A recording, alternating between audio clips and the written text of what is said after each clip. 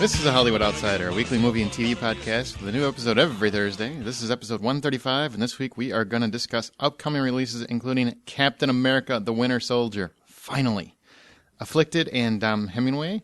We have spoiler-free reviews of Divergent and Cesar Chavez. From the Outside In topic this week, who is ultimately the best comic book movie hero? We're going to tell you who it is. Latest in movie and TV news, including our own trivia segments. My name is Aaron Peterson, and with me today are my fellow hoes, Justin McCumber. So does that mean we're actually going to agree on who the best superhero was? I highly doubt that. And Brian Williams? Not a chance in hell. Nope. Probably the villain. I'll bet you the villain we probably come to at least two of us will pick the same one.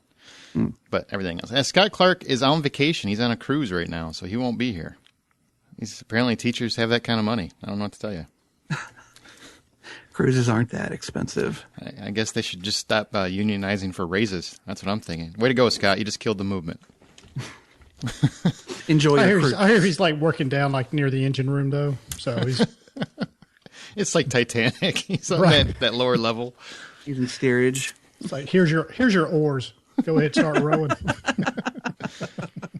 We are recording very early this week, so for all those that are looking on Facebook, trying to get the topic that we always put it on there every week. Well, this week we did put it on early, so we do have responses, but unfortunately it won't be there when you're looking for it. So we apologize, but we had to get it done early. And this is I don't apologize. This ain't my fault. This is true. You apologize because this is your fault. I'm sorry. I won't be here, so we got to do it early. April is HerO month. So if you listen to this podcast, you want to do us a favor and share our episode or the website or whatever on Facebook or Twitter or Reddit or whatever social media, Google Plus. Don't want to leave it out. I don't want some Google hate. We would appreciate it. You know, anything to get the word of the podcast out would be fantastic. We do it for love, but we also do it for listens. So thanks. We appreciate it. And let's go right into movie news. Apparently, the statute of limitations dictates that 10 years is the right number to reboot a remake, as Sam Raimi's Ghost House Pictures announced they are going to be rebooting 2004's Sarah Michelle Gellar classic, The Grudge. Is it too soon, Justin? Yeah, Classic? I said classic. That's kind of a loose usage of that word. You know, at this point, why not? They seem to be rebooting everything. Why not The Grudge? Why not 10 years after? I mean, if Spider-Man could be completely rebooted as quickly as it was, what's The Grudge in its 10 years? I mean, I've ceased to be surprised at the lack of creativity and inspiration that Hollywood seems to have. Do you think there's going to be a point where we just sit there and go, that's too damn soon, and just revolt? Maybe. But it would have to be so. I mean, you go out to the theater, and while you're watching the trailers for the movie you're there is the trailer for the reboot of what you're about to see. It's getting close. That might be it. So I'm sensing a little pattern here. We've got The Evil Dead, Spider-Man, and The Grudge. All of these movies that Sam Raimi has been a part of, they're all being redone. So are we saying that Sam Raimi kind of fucked them up the first time around? Hey, we will beat I'm just you saying, within an inch of your life. There's a lot of his stuff being redone. So apparently they weren't very good the first time around, and we need to improve them. Or they were awesome the first time, and we want to see them again. You son of a bitch. Brian, you're making some sense there. You shut. Just saying. I'm sorry. We're having technical difficulties. These two are no longer being allowed to speak.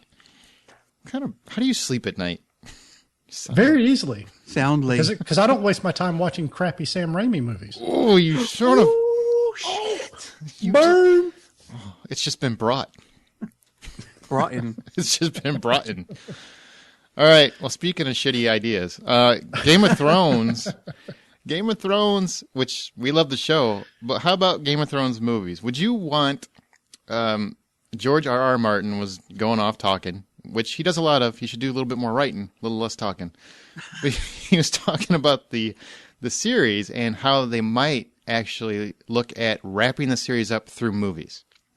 Brian, you worship this show. Is this the right way to go?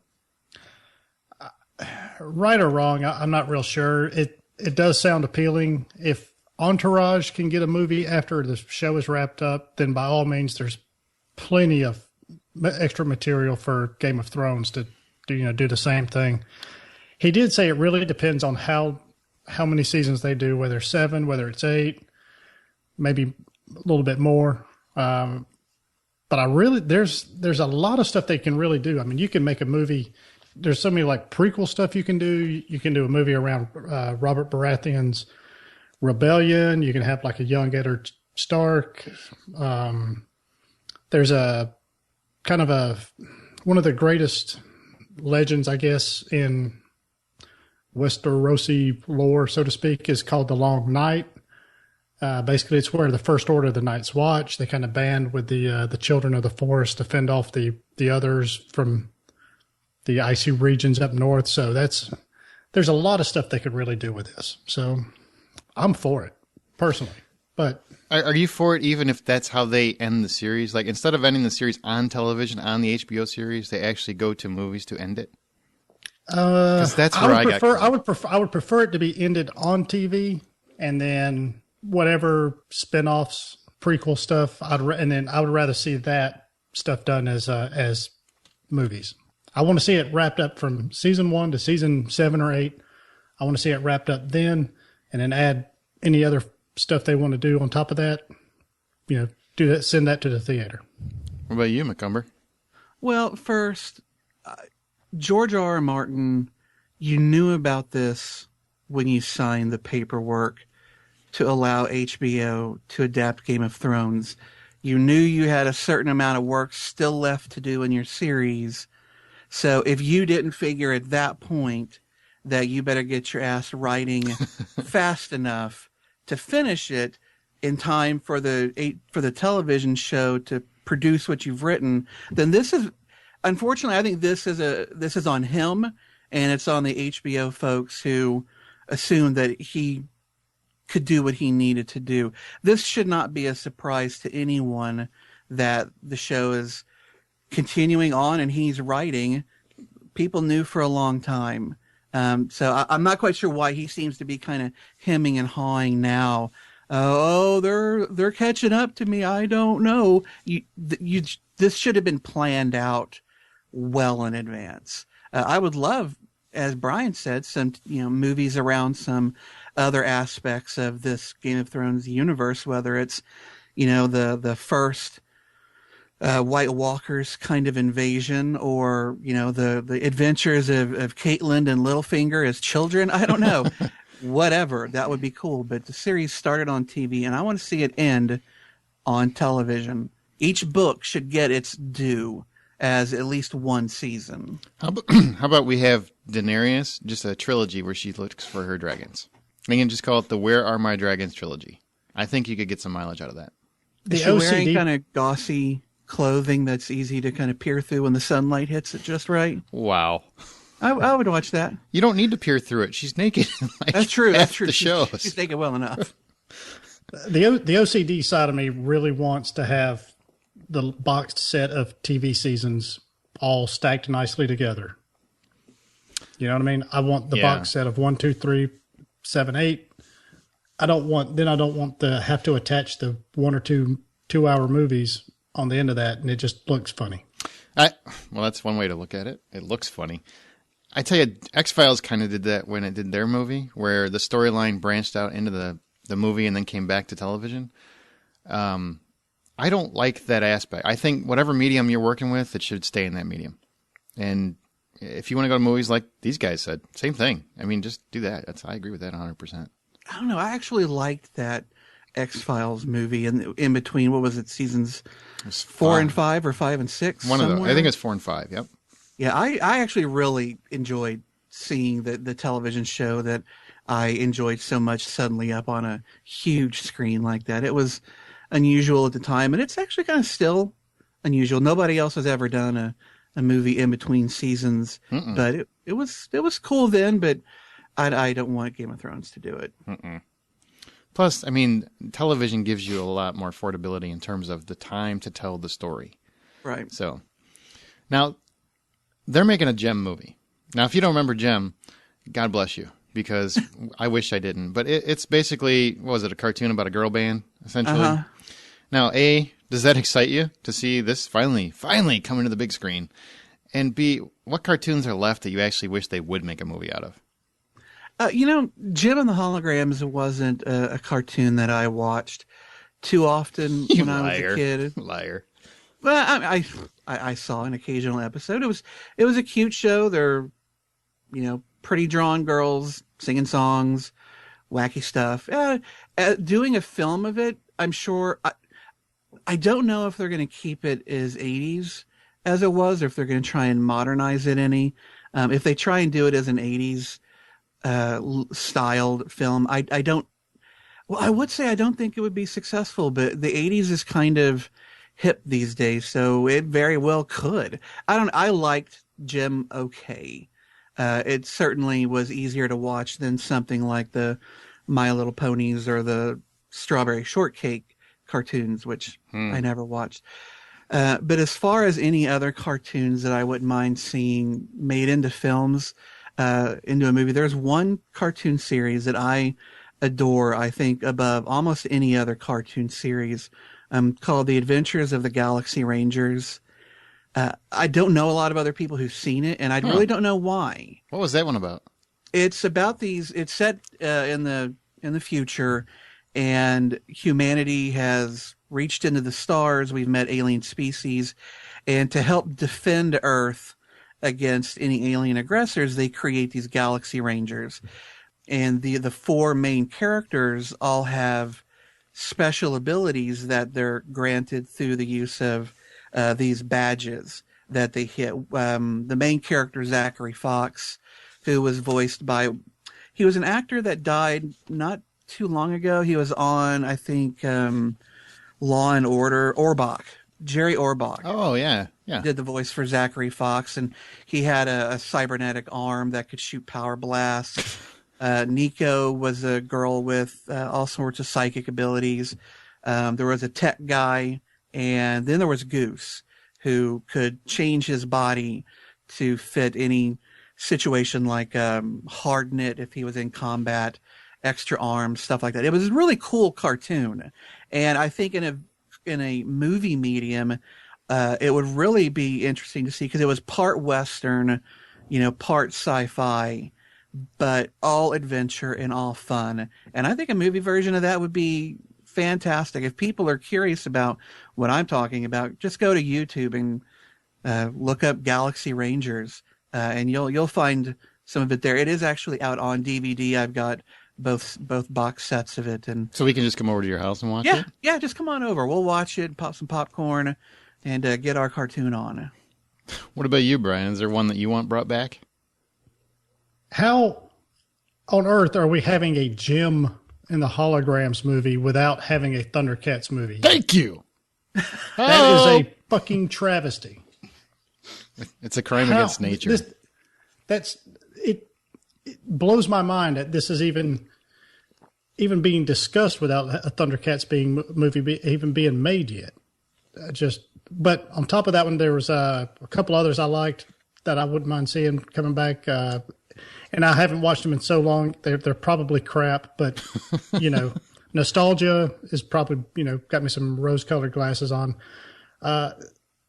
Battle of the Planets, otherwise might have been known as G-Force or Gotcha Man or something. Oh, I remember that now. Okay. The 5 people that they look like birds. Yeah. They had look like motorcycle helmets with the visors that shaped like beaks and badass Phoenix ship. Yeah. Another one, and honestly, I don't even remember. The only thing I remember about this cartoon is the badass spaceship that they've went around in, and that was Star Blazers. Oh, God, yeah. In fact, Japan actually did a film of Star Blazers. Oh, really? Cool. I remember seeing trailers for it like a year or two ago, and it looked pretty cool, but I don't know if it ever actually came out, or if it did, why it didn't make it over here.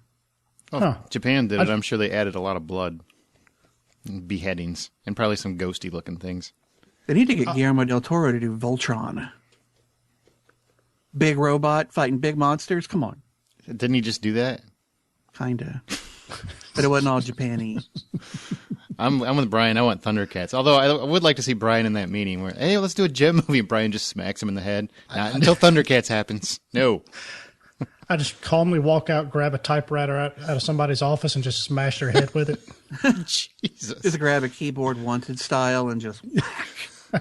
I want a proper Scooby-Doo, like CGI rendered movie. That's what I want. I really want that. I want to cleanse my palate of Freddie Prinze Jr. How about get Sam Raimi to do a scary version of Monchi Cheese? Are you saying that would suck? Is that what you're trying to imply? That's what I'm getting out of you. Monchi chew your face. Yeah. Bunch of rabid monkeys running around. Like critters. I like it. Some cute little kid walks up and goes, oh, look at the cute monkey. Wow.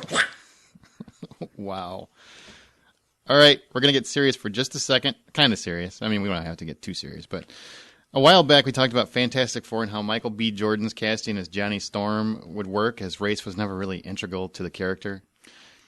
But now Pan has cast Rooney Mara as Tiger Lily, which she was presented in the story as Native American, and people lost their minds. They started an online petition. They're demanding her immediate firing. So my question, and it's a serious question, is this reverse racism or just another case of whitewashing? I really see both sides of this. In this day and age, I mean, we are in a more PC environment. This is a very, race-specific role that's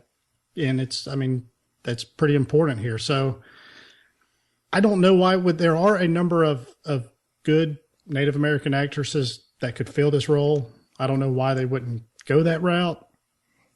Rooney Mara is nothing to take away from her. She's a fantastic actress and everything.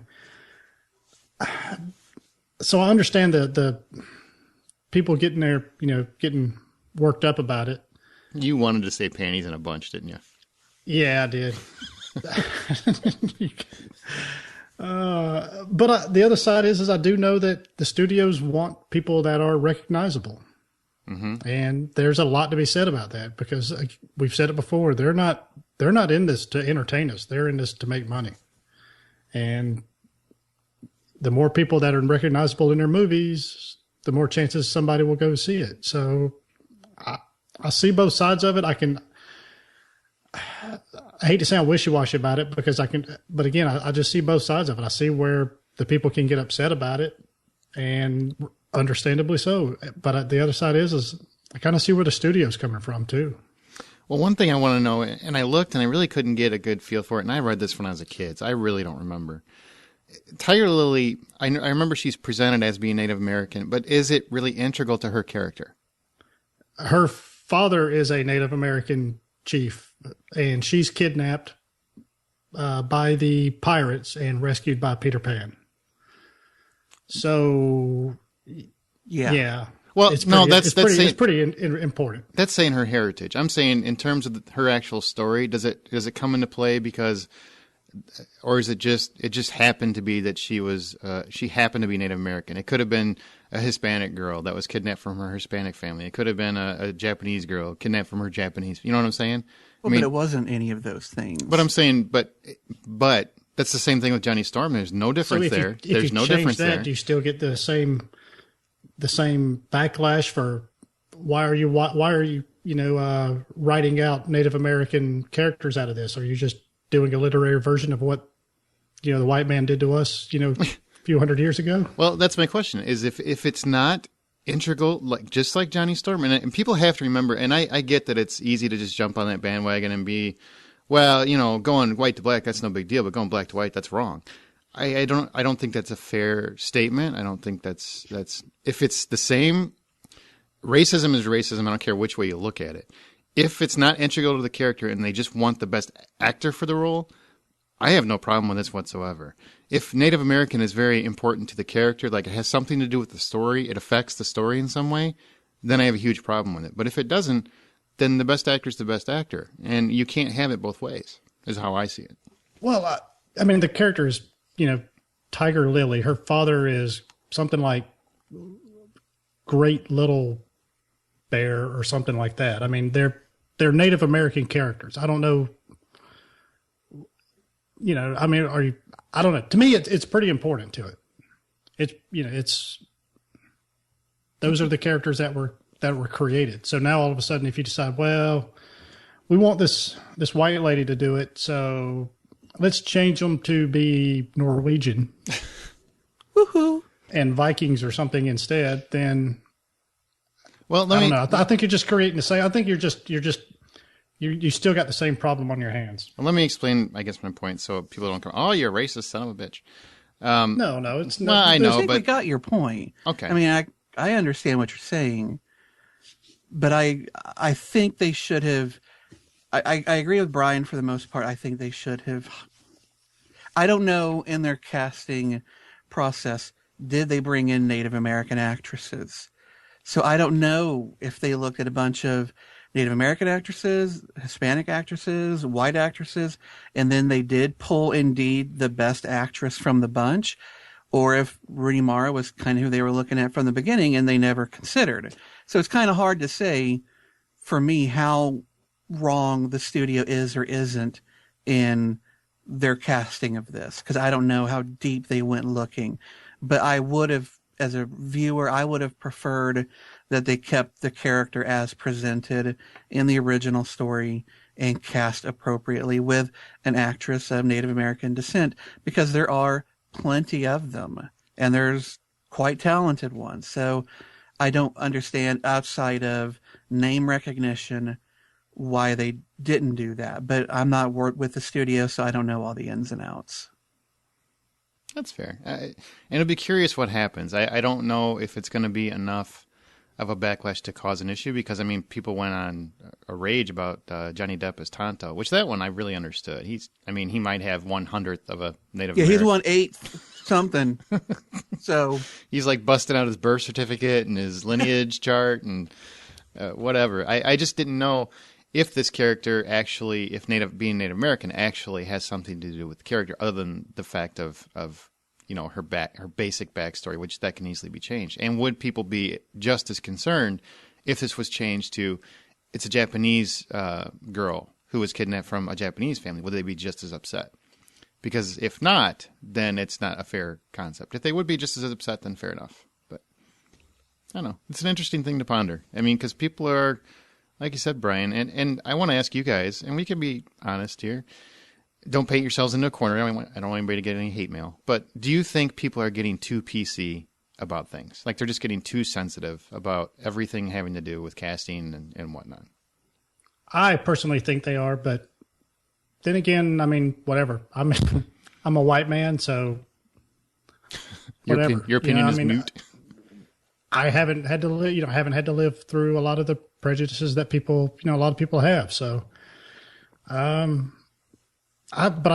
think in this day and age, though, I really think it's probably getting a bit worked up a little bit. If you've got enough time to create a petition to have somebody recast in a movie, you've got too much time on your hands and you're worrying about the wrong shit in life.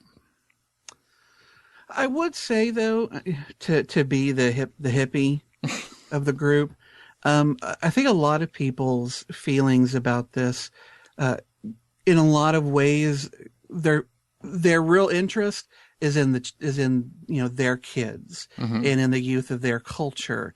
And if, say, you're a Native American father, and there's this movie coming out that could have a Native American actress portraying a Native American character, and so you see an opportunity for your daughter to go to a movie and see someone like her up on the big screen and being well represented by Hollywood, and suddenly they get someone of a different ethnicity and to play that role, and they just change it all up. Maybe you might feel like this opportunity for your child and so on down the line to have something that represents them taken away. You might take a little offense at that, because it's not like Hollywood is just flowing over with Native American characters and stories. They're pretty few and far between. So any one taken away, I think to them it might be a bigger deal than it would be to us if they made Peter Pan, I don't know, Hispanic. Yeah, No, that's a very good point. That's a very good point. And like I said, I get what you're saying. So that your argument right there is probably the best argument I've heard. And I don't like saying that because it's you. Shit. But I will say that there's only apparently one Native American working, and that's Lou Diamond Phillips. And I'm not even convinced that he is Native American. He goes from Lambada, or Labamba, not Lambada, but Lambaba, to every other Native American. Dance. He's played every Native American, I think, in films in the last 20 years. So I guess he could play Tiger Lily. Find him. All right, let's go to happier news. And please feel free to write in if you got ideas or thoughts on that. Feel free. Bourne Identity director Doug Liman is in talks to helm Splinter Cell with Tom Hardy. Now, this gets me excited. Justin, does that work for you? Oh, it works like gangbusters for me. For the viewers who don't know, and let me speak up for Scott Clark here. Splinter Cell is a video game. It's been going since 2001? Oh, a long time, yeah. I mean, it was a pretty early launch title with the Xbox. It's a military stealth game where the main character, Sam Fisher, is a covert operative who goes to different locations to find information, save people, blah, blah, blah. The whole game was about the dark, getting around in it, getting behind guys and knocking them out, seeing night vision, using all these technologies and tools to do his job. And the character was voiced by Michael Ironside for like the first, I think, 4 or 5 games.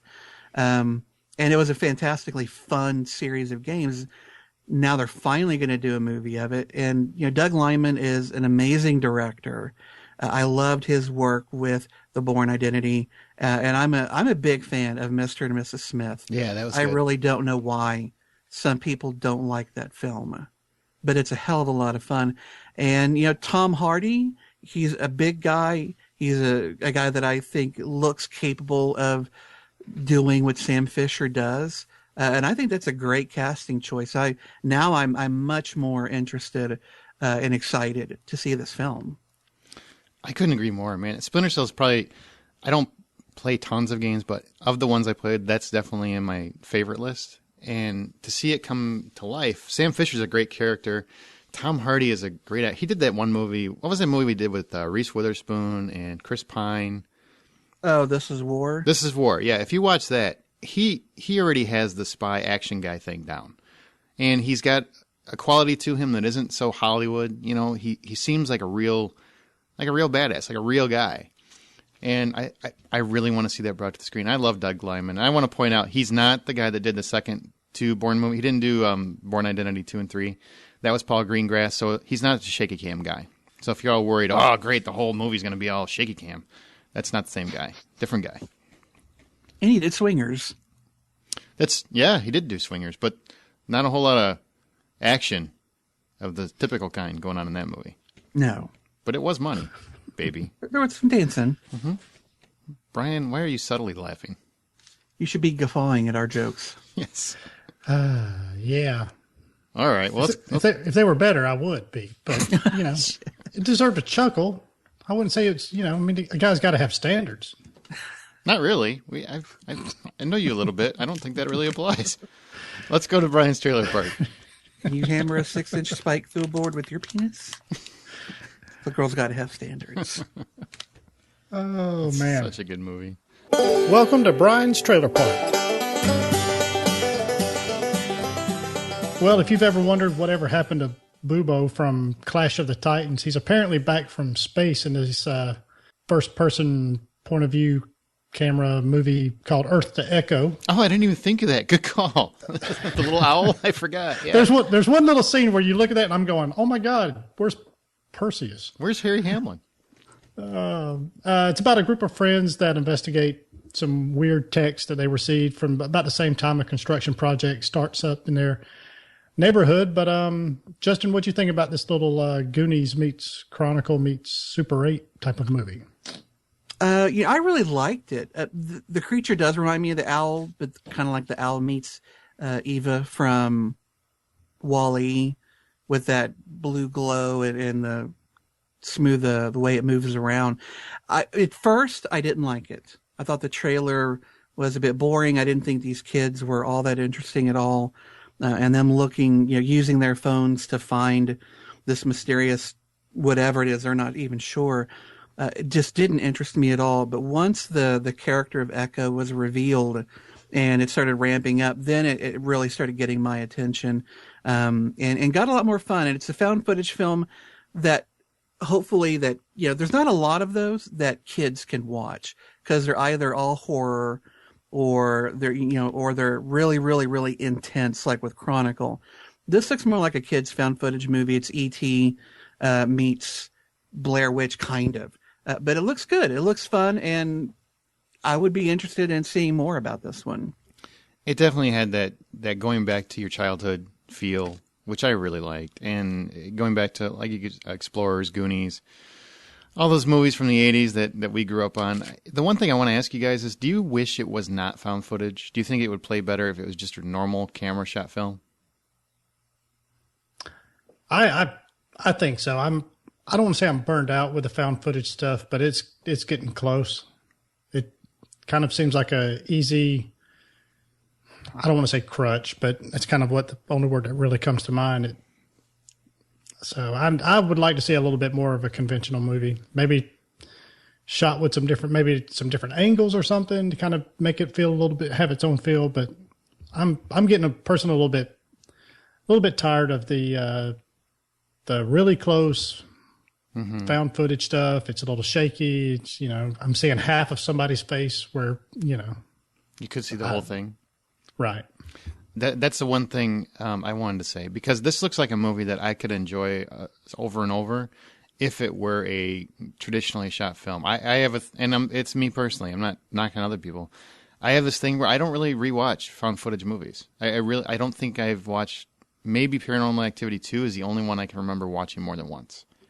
And it's not because the movies aren't good. It's just I don't know, that novelty. It feels like a novelty too much to me, and it feels like it's being overdone.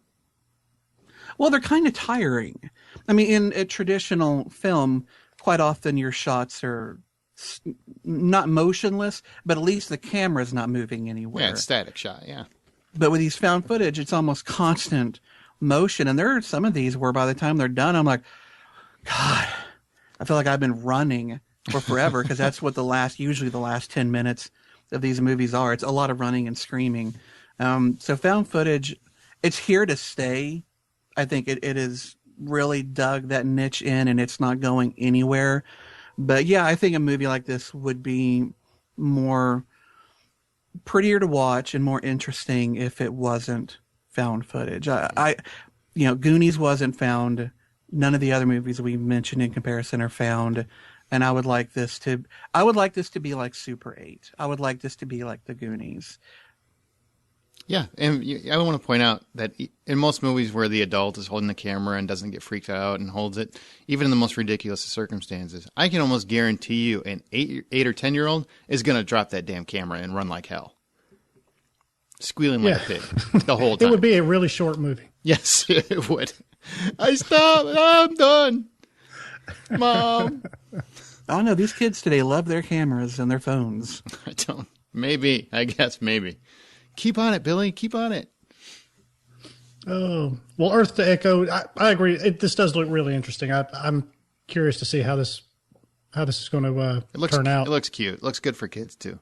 Yeah, without being too childish. Exactly. You know what I mean? Mm-hmm. Does it like a good kids movie without being too kid-like. Spoken like someone who doesn't have one. Exactly. That I know of. Anyway, Earth to Echo opens July 2nd, later on this summer. And next up is Night Moves. It's about 3 environmentalists who join together to pull off the most amazing direct action event they have ever tried, blowing up a hydroelectric dam with some boats laden with ammonium fertilizer. Stars Dakota Fanning and Jesse Eisenberg. And the film has already won a number of film festival awards and stuff. So I know, Aaron, you like to blow some shit up. I do. Yeah. It looked really interesting. I thought this was going to be one of those, it's going to be a preachy movie. It's going to have a message. And no, it seems like a standard thriller to me. And Jesse Eisenberg actually toned down the nonstop conversation style that he normally has. So he actually takes a breath between talking. Yeah, so nice. Yeah. This movie looks so ponderous. I don't think so. And Dakota Fanning looks like a nice big adult now. She's grown up. Well, for a movie that I thought she's was fat. Yes, that's what I'm saying. Okay. To keep me off the radar of the pedophile police. Yep.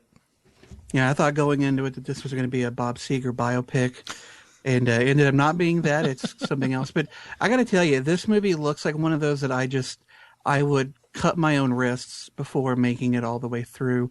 And it may be just that it's the way the trailer is cut, but it looks so slow moving.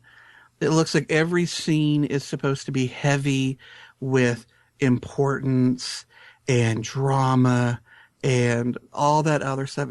To me, this is the kind of movie I don't like going to a theater to see. It looks so slow and heavy-handed. Not heavy-handed like you were thinking it would be with the message, but just heavy. Every scene is, everybody's just kind of on the run. Looking wistfully into the camera. Yeah, just, so slow. And of course, that's, a lot of critics love when movies and directors want to, make a film that's just, it's not run and gun. It's not quick cuts. It's all slow panning motions across vistas and shit. No, this just looks boring as fuck. I want to see it. I'm really disappointed in you, hippie. I'm sorry. I don't want to see it. It's an environmentalist movie. You should be like, yeah, blow that dam up. Go. I don't want to blow up any dams. Yeah, that's what you're saying now. Because they're recording. If we weren't recording, you're like, blow that shit up. Do it. To any NSA operative listening, I am not a terrorist. And you can't prove it. Don't try to, please. I wonder if they got plenty of damn bait. Maybe some damn beer. Really? That's where you went, huh? Maybe you should get some better damn jokes. Yeah. A little Vegas vacation joke there for you. Oh, wow. dickhead. The rare Aaron burn. We got you on that one. All right. Putting my tail between my legs here. So check out these trailers and more at thehollywoodoutsiders.com. You can reach us a number of different ways. Call us or text us at 818-81-I'm-a-ho. That's 818-814-6246. Our email is feedback@thehollywoodoutsiders.com. Go on to facebook.com/thehollywoodoutsiders. Like us on there. You can tweet us at H_outsider. And you can get your I'm a Ho t-shirts at thehollywoodoutsiders.com. Now let's go to the big screen and review any new releases. We've got two. Before we get to the big one, which is Divergent, we're going to talk about Cesar Chavez. Or Cesar Chavez. It really depends on... I've always heard it pronounced Chavez. Huh? I've always heard it pronounced Chavez. There's like three ways you can do it, and it depends on which brand of Hispanic you are. I like Chavez. So yeah. Because my wife's Ecuadorian, and she says Chavez. And I've got friends that are Mexican, and they say Chavez. So, whatever it is. Caesar. We're going to call it Caesar. Caesar C. And it's not the Planet of the Apes Caesar, sequel. the monkey? Okay. No, I just said not the sequel. Don't get too excited. Okay. It's director Diego Luna's biography of Cesar Chavez, the civil rights activist and labor organizer who spent a large portion of his life seeking fair wages and rights for Mexican farm workers. And he did it very, very much through the Martin Luther King method, which was nonviolent means. He was trying very hard to get appropriate wages for the workers, but he wanted no violence, not at all. It stars Michael Pena as Caesar and America Ferrera as his wife, Rosario Dawson as another organizer, and even John Malkovich pops up as a Snidely Whiplash, or the one white guy that is he's one of the farm owners who's viciously against Caesar. Now, this is one of those movies that this is a message movie. It's a biography. It's about a very important man in Hispanic culture. I know a lot of Hispanic, like I said, my wife's Hispanic, so I know a lot of Hispanic people that really celebrate this man. He's done a lot for their community, or he did a lot at the time for their community. And it's really hard with these kind of movies because they're trying to make you feel the plight that they went through, and it's hard to really be too critical on it because, you realize this is a serious topic. But it's one of those biographies where you don't get a real feel for who the guy was other than what he did. Does that make sense to you guys? Mm-hmm. I mean, you don't get enough of a backstory. So the movie starts with him in the fields and jumps right into him organizing, which I think is a mistake because you don't get a feel for who he is as a person, what he grew up with, that sort of thing. You do get a little bit of a interplay between his kids and his son not understanding why his dad is neglecting or is so busy that it feels like neglect and he's not around all the time. There is some of that. But overall, it's a little too message heavy. It plays more on the message and riding on the coattails of you're going to be able to go along with this because of who the man was. And not enough of this movie is powerful because of the way I made this movie. And the movie, it just feels like a series of vignettes, and it doesn't flow as much as it should for a movie that's trying to be this powerful. But the acting is very, very well done. The story is good. It's just not as powerful as I would have liked. If $10 is the full price of admission, I give it $6.50. Wow, I would have thought you were going to say lower than that. No, because it was good. It's just, these kind of movies, they need to pack a wallop and they need to be powerful and you need to get that feel. But for whatever reason, it just didn't have that final oomph that it really needed. But it wasn't bad in any way. It's a good movie. It's just not as powerful as it needs to be. Now, what about Divergent? Well, Divergent is Hollywood's latest attempt at adapting a popular YA novel. The story is about a young girl named Triss who's grown up in this post-apocalyptic Chicago, which I think Chicago has always kind of looked post-apocalyptic, but maybe that's just me. You should see Detroit. Can I just point out, Chicago doesn't look that much different. I'm just saying. That's what I'm saying. It looks pretty much in shambles now. They had to do a minimum of CGI to change this up. But Triss is born into a family, or she's from a family that belongs to the faction of abnegation. And in this world, there are 5 factions. Every citizen in Chicago belongs to one of them. And there is a moment when they are young adults where they actually get to choose which faction they're going to be a part of. And these factions, a lot of it depends on your personality. So they'll go in for a test to see what the test advises they do, but then they're free to make their own choice. And while Triss is being tested, she finds out that she's quote unquote divergent, which in this world is dangerous. She doesn't know what that means. And it's not for a long while into the story that she does. But she chooses to leave her birth faction of abnegation to join Dauntless, which is a faction of soldiers, the police. It's basically the Wild Bunch with guns and running around the city, hooting and climbing tall buildings. Mm-hmm. You've never read the book, Brian. I know your wife did, and you've never read the book, Aaron. I have read it. I really enjoyed Divergent. I liked the second one well enough. The third one is a total abortion. But for this film, I was really hoping that they were going to capture what made the book so great. Since you guys didn't read it, what did you think of the story of it? And what did you think of as an adaptation? Did you ever feel rushed through exposition? Did you ever feel you didn't really understand what was going on? Or were you following along just fine and liked the flow of it? Yeah, I personally felt like I didn't miss anything. I didn't feel like there was a whole lot that was left out. I know that as my wife was telling me, there were some things that she felt they could have gone a little bit deeper into, maybe spent a little bit more time expanding on some of the little things, maybe like the relationship between Triss and her father, how strained her relationship was with him. But as it is now, it's still almost 2.5 hours. So, unless they do a kind of a Peter Jackson director's cut type of thing where it bumps it up over 3 hours, I don't feel like I really missed out. I felt like those little things that she mentioned to me, I felt like I got it. It was made well enough known to me. I didn't need a whole lot more on top of that. Did you need any, do you think in this director's cut, will they have Hobbit singing? Yeah, I think that would make it a little bit better. Yeah, I think so. I like it. Yeah, absolutely. But overall, I thought it was. I like the concept of it. And oddly enough, from the I guess the government side of things, there's a certain certain amount of sense that this makes as far as from a society type aspect. So, yeah, I had a good time with it. What'd you think, Aaron? I think they could have done a better job with pacing. The actual where the government is in all this and what's actually going on really doesn't take effect until very late in the movie. And I think the training part could have been sped up. I think you probably could have got about 20 minutes out of that back and forth. That's a personal opinion. I didn't read the book, so I don't know how much of that is relevant going forward. And I know, Justin, you had said, I think last week or the week before, whenever we were talking about this, that the movie, what she actually is, or in the third book, is such a blasphemy, basically, to the whole Divergent franchise.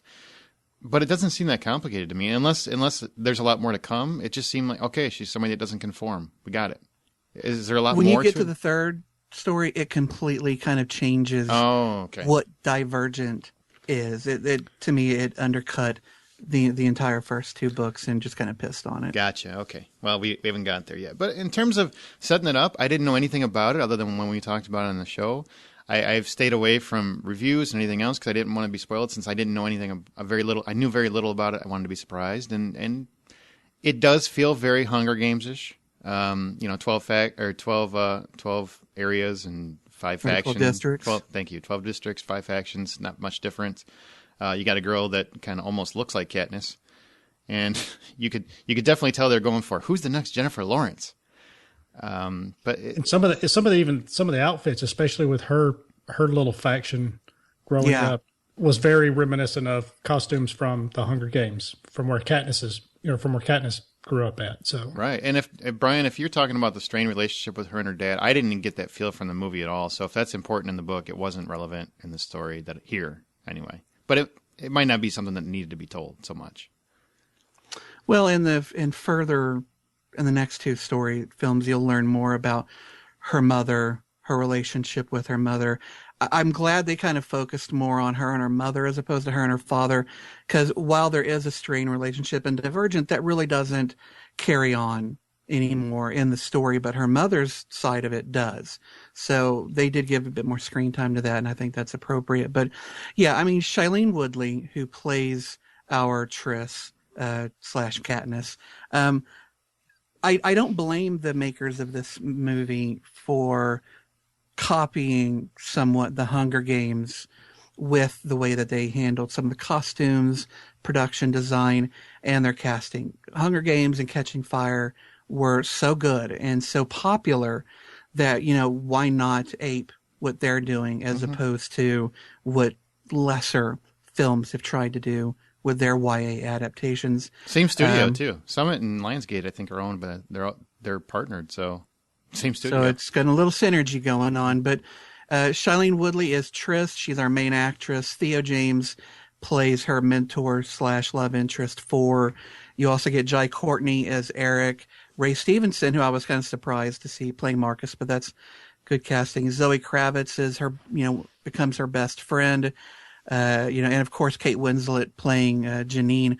What did you guys think of the casting and these guys, the way they portrayed their characters? I thought it was neat to see Ashley Judd. I haven't seen her in a while. I thought she did pretty good. Tony Goldwyn, the guy that plays her husband, Triss's father, he's another one I haven't really seen in a while. I liked Ray Stevenson. I like the casting of him. I'm convinced Jai Courtney is just a crappy actor. I've seen him in Jack Reacher, Die Hard movie that I refuse to even acknowledge anymore, and now this, and I've not liked him in anything yet. See, I really liked Jai Courtney in this film, and maybe some of it has to do with the fact that I didn't like his character in the books, Eric. Eric was always just a bit too arrogant and snotty, and I thought Jai Courtney, at least at first, even though this character he played him arrogant, I never got the feeling that he was a villain type of character. He was just more a overbearing instructor. And in that, I found the character more likable, and I liked his performance. I mean, he wasn't great. The character's not a big character, but for what he had to do, I was actually kind of surprised with how much I liked him. Yeah, I actually liked him fine. In terms of Jai Courtney himself, I do think he's a bad actor, but I do think he's good at bad guys. I liked him in Jack Reacher. I like him in this one. I didn't like him in anything else he's done. So my theory is he's a good bad guy actor. So that's really all he should do forever. I could agree with that. Shailene Woodley, I like her. I thought she brought just enough to the role without making it a duplicate of Jennifer Lawrence, which is really what I was concerned about, because she does share a lot of qualities with Jennifer Lawrence in terms of how her look and her physicality and whatnot. But her character is a little different because she's not an outright badass from the beginning. She is not. She works hard to become what she becomes. You know what I mean? Right. And I right. like that angle with the story. She handled that well. I really like Theo James. I really liked him. I thought he was. I really felt originally when the movie started, he's going to be the guy where this is total CW type quality, and he's going to have no talent. I actually think he's got some screen presence.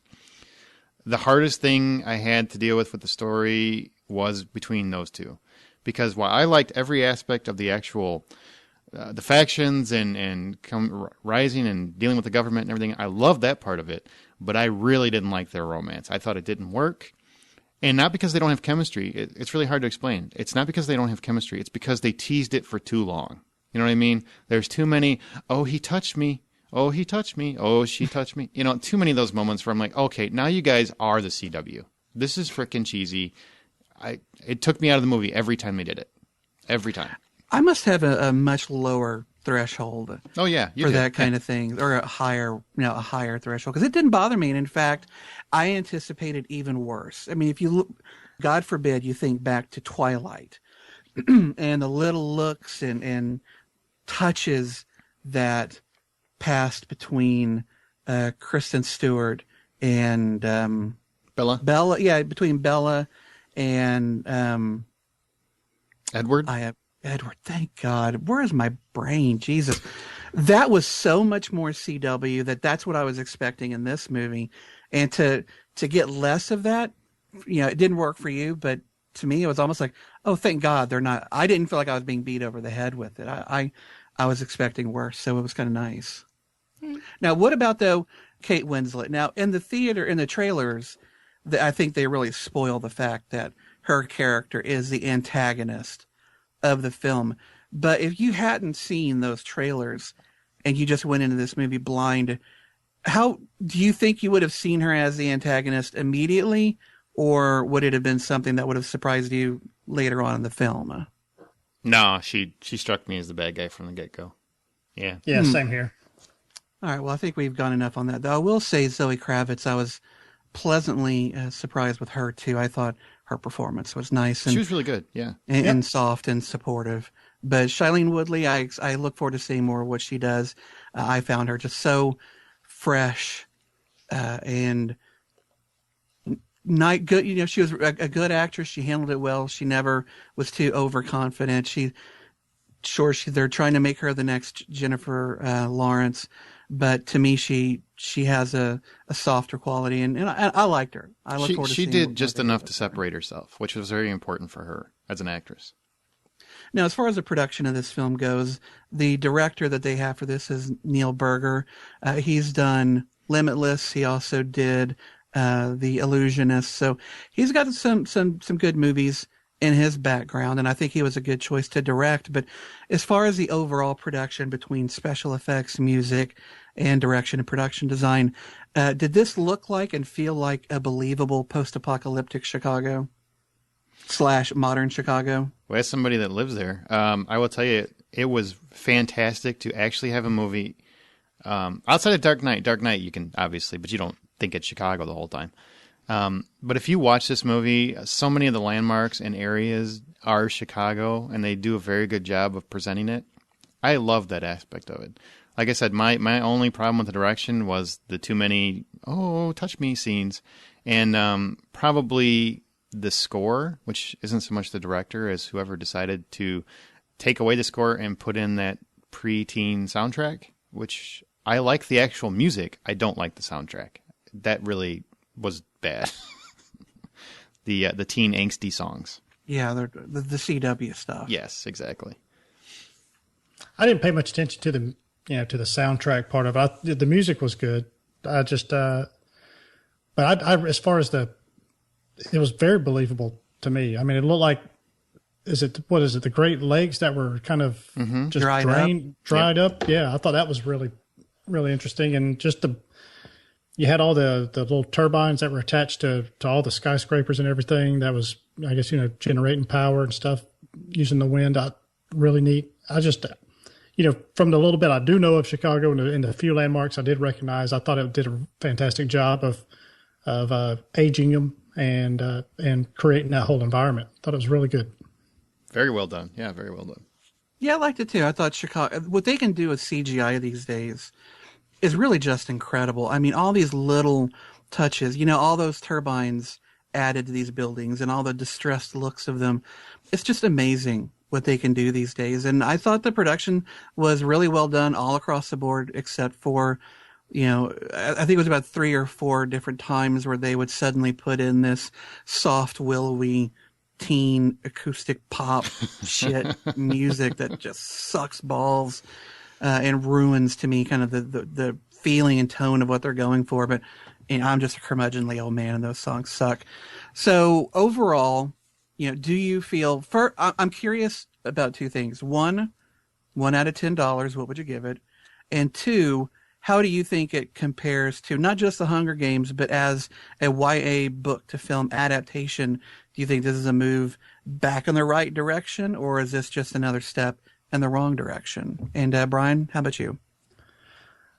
As far as I'm going to give it a solid 8 out of 10. I enjoyed it a lot, and looking forward to the follow-up movies. As far as how it measures up, I think Hunger Games really is probably about the only one that I would say is better. I think it's better than Twilight. I think it's better than a lot of those other City of Bones or Percy Jackson type. City of Bones and a Sea of Monsters with vampire academies. Ooh, exactly. I think it pretty much blows the doors off of all of those. And depending on how the other movies pan out after this, it may even surpass Hunger Games as far as quality goes, in my opinion. Whoa. But we'll see. I don't know about that. I'm just saying we'll see. It's one movie for now. Fair enough. But it's off to it's got a good start. If $10 is full price of admission, I give it 6. In terms of the other YA books, like I said, it's the romance. The romance just did not work. It was too forced and cheesy. Although I do like the actors and I do think they have chemistry. In terms of the other YA books, it blows the shit out of Twilight. I just didn't really care. Other than the very last movie, I didn't like Twilight at all. In terms of Hunger Games, not even close. I don't enjoy it remotely as close to the Hunger Games. As closely to the Hunger Games. I haven't seen the other ones like City of Bones and Sea of Monsters. Don't worry, you don't need to. Okay, thank you. But I will tell you, I gave it a 6, and that's like 3 stars out of 5. I did enjoy the movie, and what it did do is convince me that I would like to see another movie. So when they do the next one, I will want to go see it. Where originally I didn't even want to see this one because I just thought, oh great, another one of these tween fantasy books, and it's going to be too much Hunger Games. It does enough to where it's its own thing. I liked it. Good. I did a written review for this movie. It's on the website, and in it I gave this a 750 out of 10. I do think it's a solid film. I think it's just as good as the first Hunger Games.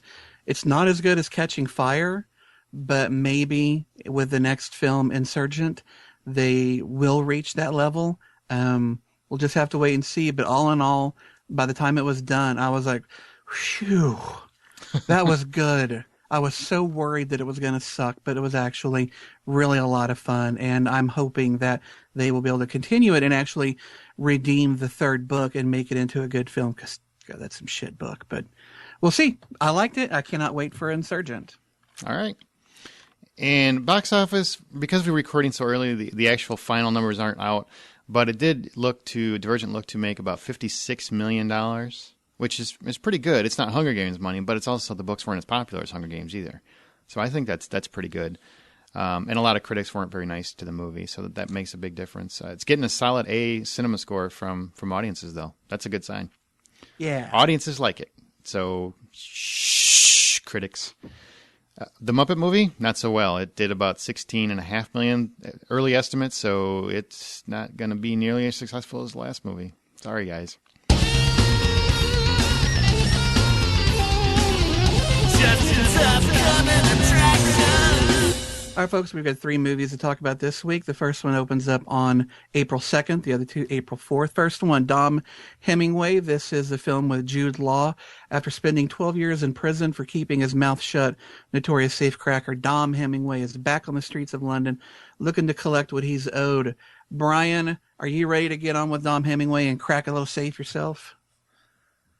I really want to see this movie. Now, that being said, the Green Band trailer and the Red Band trailer they look like 2 completely different movies. I would go with the Red Band. Oh yeah. I mean, that's the one I'm basing my desire to see it on, is the Red Band, because I've watched the Green Band later and was going, this looks like a sweet movie. Anybody going to think this is kind of a nice parent trying to get him, trying to reconnect with his kid type of movie is going to be sadly mistaken, kind of like watching Kick-Ass trailers a couple of years ago.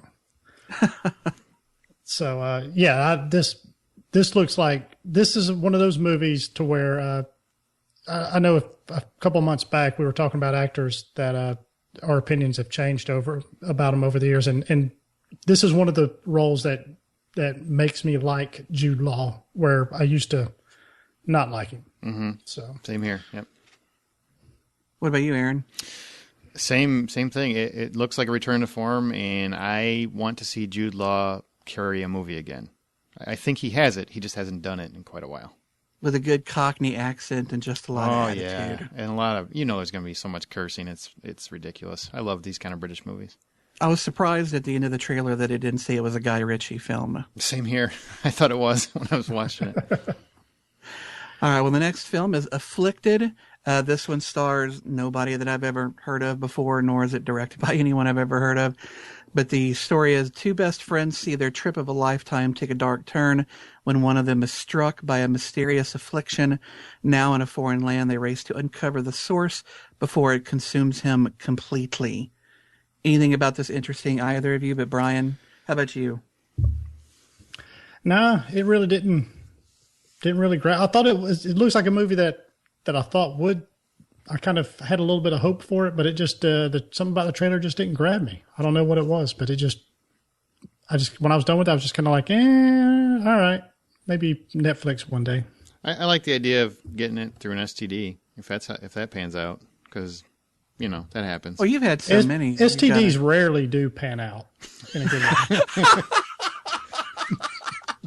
There's very little upside. I'm like, I'll tell you what, my cock's dripping fire right now, but golly, I tell you what, man, all I do is see everything with rainbows and there's unicorns running down the street. This is awesome. Fair enough.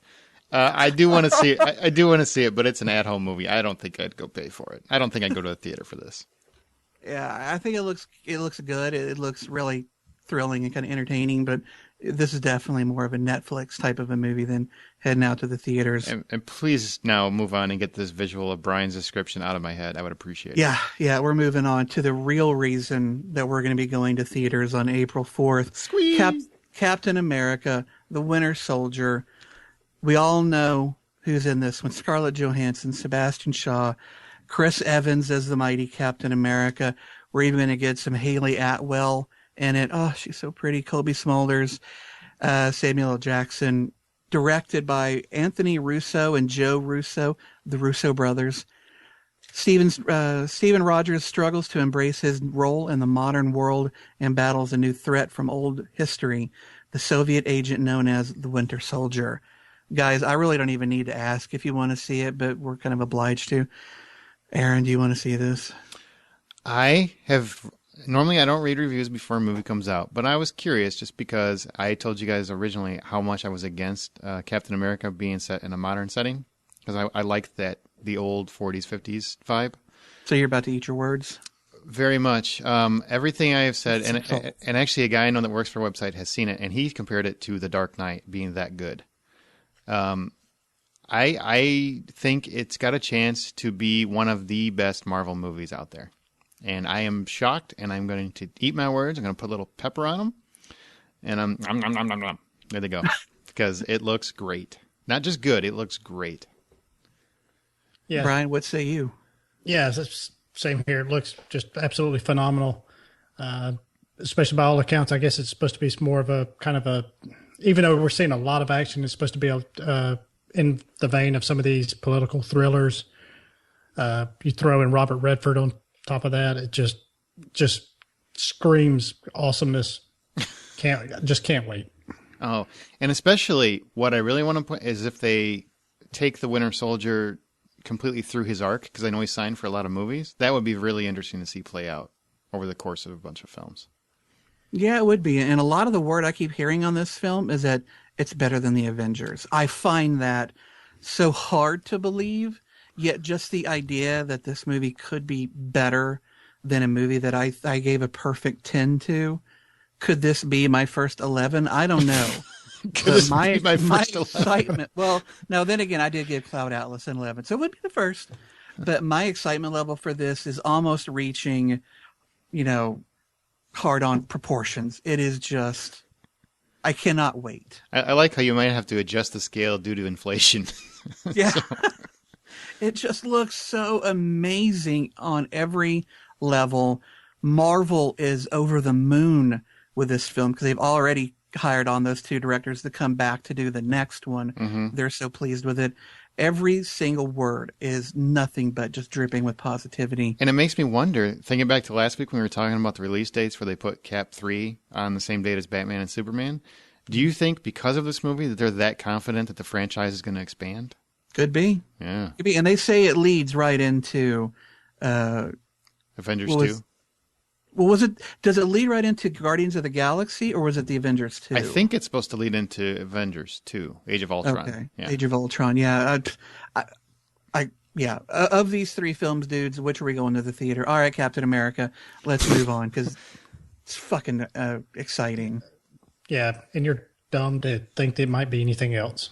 No. Afflicted, you might as well have just gone to Netflix, because your theaters will be empty. And be sure to check thehollywoodoutsider.com when it comes out. Maybe Justin will throw on his review and we'll see if it makes it. I'm going to see it April 3rd. There you go. Whoop. And remember, you can listen and subscribe to us on iTunes through your Stitcher Radio app. Give us a thumbs up if you do. Give us a review on iTunes if you do that as well. Or through our RSS feed at thehollywoodoutsider.com. There's a new episode every Thursday. And once a year, we do like to look at our format, talk about what works, what doesn't work. So email me your favorite parts of the show as well as your not-so-favorite parts, if there are any. Or maybe your least favorite hosts. I don't know. But if my name's on there, I'll ignore those. If we see a consensus, we'll look at streamlining for the new year. I'm not going anywhere. Yeah, he's here. He just told you. He's got to write that Captain America review. So I dare you to put my name down. Email me at aaron@thehollywoodoutsider.com, and I will appreciate every email I get. So thanks. What's this movie? What's this movie? Each week we play ours or a listener-suggested clip from a movie. And if you think you know what the clip is, email us at feedback@thehollywoodoutsider.com, and we'll give you a proper host shout-out the following week. Last week's answer, it was my choice, and it was Young Guns, and only one guy got it.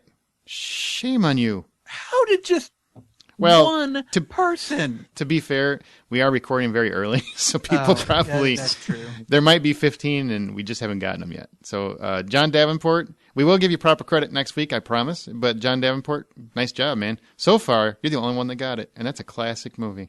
Hey, what you know more? If you haven't seen Young Guns, go watch it. Seriously, I like Young Guns too. Shut down! Blaze glory! This week, it is Justin's turn. And again, if you think you know what it is, feedback@thehollywoodoutsider.com. Here's your clip. Do you remember Thunderhead? Tall, storm powers. Nice man. Good with kids. Listen. November 15th of 58. All was well, another day saved, when his cape snagged on a missile pin. Thunderhead was not the brightest bulb. Stratogale, April 23rd, 57. Cape caught in a jet turbine. You can't generalize about this. Meltaman, express elevator. Dyna-guy, snag on takeoff. Splashdown, sucked into a vortex. No kicks. Okay, and before we get to our topic this week, there's not a whole lot going on in TV news. So, DVD and Blu-ray releases. This is Scott's normal segment, and I'm going to take it this week. Anchorman: The Legend Continues comes out April 1st. That's a sequel to Anchorman. There you go. There's your synopsis. I watched that this weekend. It was so fucking funny. See, I didn't like it as much. But yeah, you're right. That last third of it, wow, does that take a different tone? Doesn't it? Isn't it like the funniest movie for the first hour, and then it's just like, or first hour and a half, whatever it is, and then it just falls apart? I wouldn't say it falls apart, but it definitely like takes a hard left turn. You're like, what? 47 Ronin, which Justin reviewed last week, and he actually liked it. Didn't love it as much as he hoped he would, but he liked it. Mm-hmm. That's where Keanu Reeves joins up with a bunch of Japanese guys and pretends that he's Japanese. Knights of Badassdom. That is Peter Dinklage is heading up. I really didn't write these, so I'm just going to say what they are. Knights of Badassdom, The Bag Man, and Psych Season 8. That's right, the final season of Psych is out on DVD, and I'm in tears. That was your moment of silence for Psych. Yes, it is now. Let's go to From the Outside In. All right, well, each week we talk about a topic that's on our listeners' minds, and this week we're going to talk about heroes. Since Captain America's coming out, almost every comic book hero now has a movie, almost every single one. So we're going to break it down to who's the best. And we're going to go based solely on the movies, so whatever they did in the comic does not apply. I don't want to hear about, well, so-and-so did this in the comic, so therefore he could be down the road the best. I don't care. It has to be on screen. And no honorable mentions because we don't have 6 hours, Justin. So. I don't know why I get pegged with that. Because you're the one that makes honorable mentions? Whatever. So you have to pick one and explain why. You ready? Mm-hmm. All right. Brian, you ready? Let's do it. All right. Who is the best comic book movie villain? So far, I've got to go with Loki. I think Tom Hiddleston is a fantastic actor, and I think he invests that character with so much charm, charisma. You hate the guy, and yet he's so compelling, and part of you roots for him. But when the Hulk fucks his shit up at the end of the Avengers, I actually kind of felt a little bad for him, but he's my favorite villain so far. He really does a great job of pulling out the essence of the comic book character, where you feel sorry for him, you want to believe him, you know he's the god of lies and trickery and all that stuff, and then he's just lying tonight. Yeah, exactly. And then all of a sudden he stabs you in the back, and then makes you want to pull for him again. But I'm actually going to go with Zod from Man of Steel. Really? Yeah. Wow. Instead of just being just some cookie cutter, bad guy that's I just don't like Superman, so I'm going to be his villain. He's actually got a reason for the things that he did. He was trying to save his planet. He didn't have the same. I guess, maybe ideas that Jor-El had. He had his way that he wanted to do it. Jor-El had his. They didn't exactly mesh, but he felt that whatever his way was the best way to save his planet and his people. I mean, that was as misguided as it was. It wasn't just that he was I'm just an asshole and I want to take over the world, or I want to take over the country or planet, whatever. This was his way of going about saving his people. And he actually had a method that, his inspiration was one that it was understandable. He was just trying to save his people. Yeah, you're just going about it the wrong way. But Michael Shannon, you thought brought that? I mean, hey, it's your pick. You do what you want, but we are going to discuss them. So I gotta say, I just didn't think he was that good. You really liked him that much? I liked him that much. I mean, I do agree. I think Michael Shannon's performance was good, and I did like that here was a villain that he wasn't trying to take over the world just because he felt entitled. He was doing what he honestly felt was right. And sometimes that's the worst villain, the villain with the best intentions. Mm-hmm. I'm going with what people probably expect is Heath Ledger's Joker. I'm sorry. I wish I could give you something a little less cliche, but it's a cliche because it works. It just works. He's the one guy I'd be afraid of. I'm not afraid of Loki. Honestly, I just think, Thor's going to come in and save my ass. Joker, I think, is going to fuck up your family, your kids. I don't think he really cares who he kills. And he's going to find a way for you to do it yourself.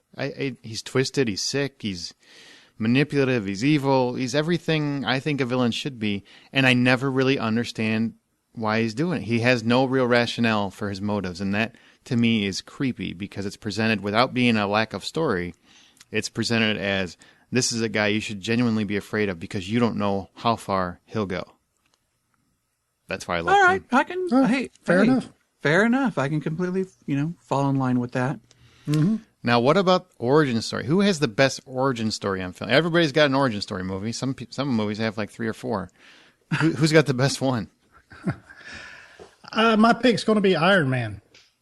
He wasn't just, randomly bit by some spider that was jacked up on radiation, or he wasn't just flying through outer space and hit by some cosmic rays or in the wrong place at the wrong time. He was a guy that his rabbit ears here, HerO was created out of a necessity to stay alive. And he was a really smart guy. He's, billionaire, had a lot of resources. Playboy. Exactly. He's just, he had all these resources that your average person doesn't have, and a higher intellect than apparently most people do. But he found a way to keep himself alive. And from that spurned this HerO identity that he eventually evolved into. That's fair enough. Mine is still, and I'll explain why when I say it, but the original Spider-Man. Because, as I've said many times, Spider-Man is my favorite comic book. And hold on, the original Spider-Man, are we talking Sam Raimi's? Not Nicholas Hammond in the 70s, no. We're talking, although when he walks sideways on a wall and they turn the camera upside down, that looked fantastic. No, the original Spider-Man, because it brought my entire childhood to life, I guess. I've waited my whole life to see that story told well. And I don't care what Brian says. In my opinion, it was still waiting. It was told very well. And he had, Tobey Maguire, for that movie anyway, had exactly what I wanted to see out of Peter Parker. I do think Andrew Garfield has done a better job of Peter Parker in the most recent films. But in terms of just the origin story, I really like Tobey Maguire. He brought a lot of fun to it. He was very bewildered by what was going on with him and learning his new power. Just everything about it worked for me. I really love that movie. It's got a special place in my heart. Fair enough. For me, I've got to go with my cliche. It's Superman. It's biblical, and a lot of its origin of, here's this last son being sent to Earth to save humanity. You get a bit of Moses, you get a bit of Jesus. I love that here is this such a heroic character who, once he gets to Earth, has such humble beginnings, just growing up in the middle of America, just a nowhere guy in a nowhere place, but surrounded by people who teach him how to be a good man. And ultimately, because of those people, he becomes the greatest hero the world's ever seen. And I love that origin. I think it's really fun, and I never get tired of seeing it. Which movie got it better? I actually think that The Man of Steel got it better. Take away nothing from Marlon Brando. The guy's an amazing actor. But what Russell Crowe brought to Jor-El, and luckily they had the time to really tell the good story about Krypton and Jor-El and Zod and the death of Krypton.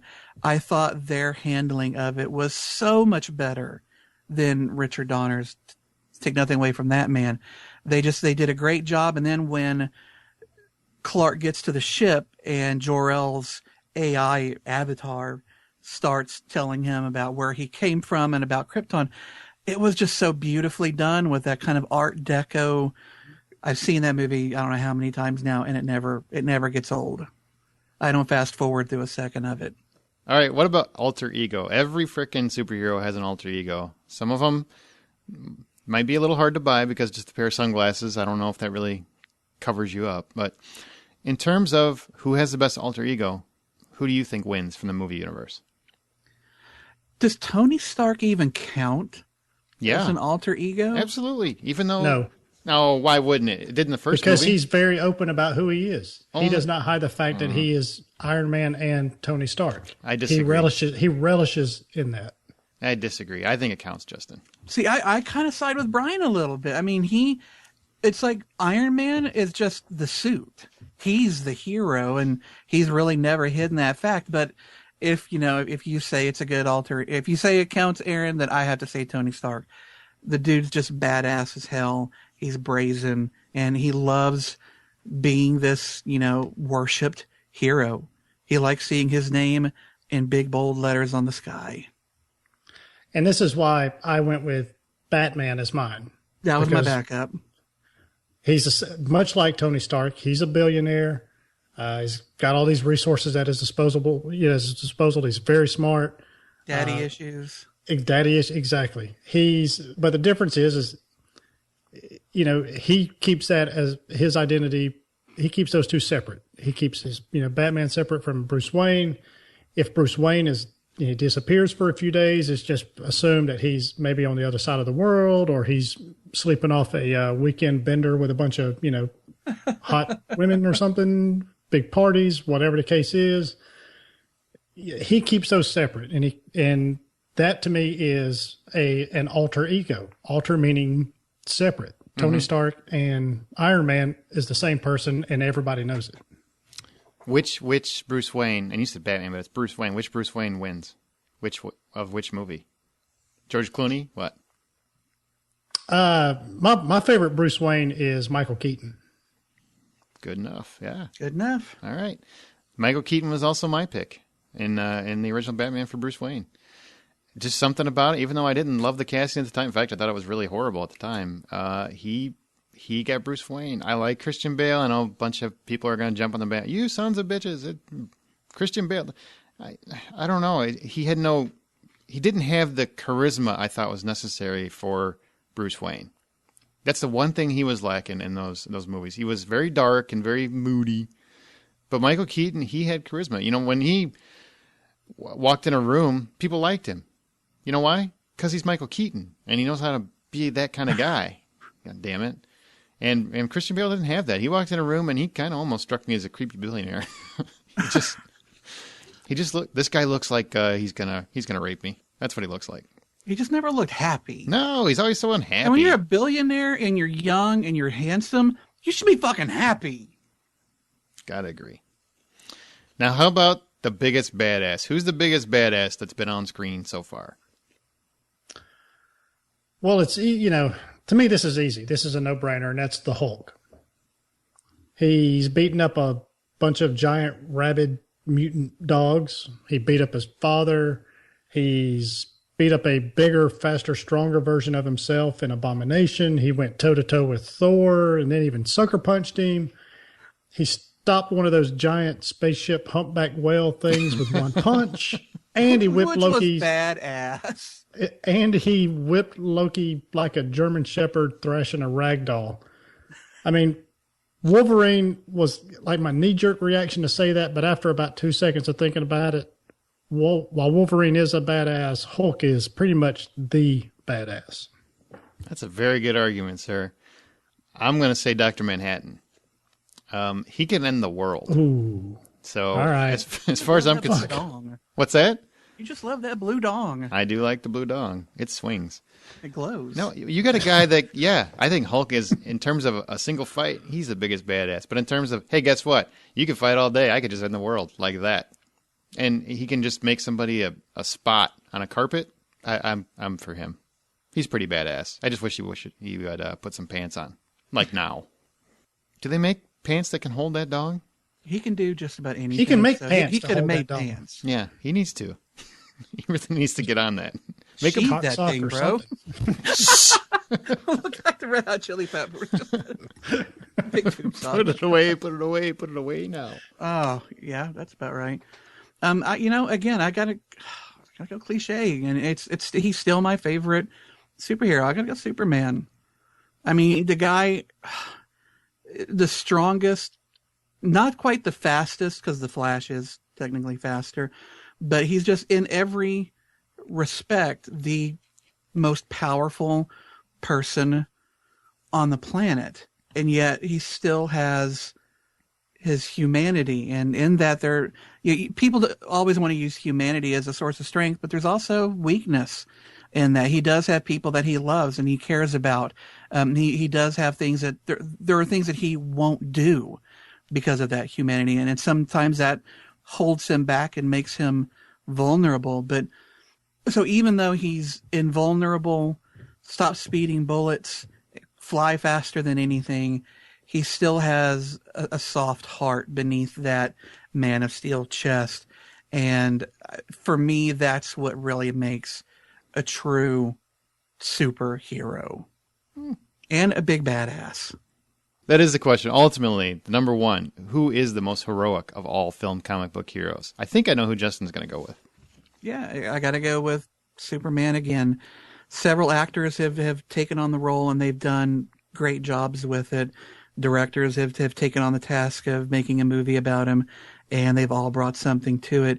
He's just one of those characters that he makes me kind of want to be a better person. And even though he's a fictional character, he does. And that's strange, but there it is. I got to agree with Justin. It's Superman. And I mean, if you think about it, no other hero has a specific pose that is as heroic as Superman's. As iconic, just those hands on the hip. Hands on the hip, exactly. Chest out, chin up, cape flowing in the wind. Mm-hmm. I mean, it's got to be Superman. Okay, well, I disagree with you both. I'm going to say the most heroic of all film comic book heroes is Howard the Duck. He's pretty bad. I like him. Yeah, he's Captain America. He has... man, Leah Thompson, she would have made a great Gem. Shut up. Because that's almost who she was in that movie. Captain America is the most heroic to me because, Superman, almost nothing can hurt the guy. It's pretty easy to be freaking amazingly heroic when nothing can hurt you except the little green rock that nobody has. Apparently a lot of people have it. Yeah. Because it gets used a lot.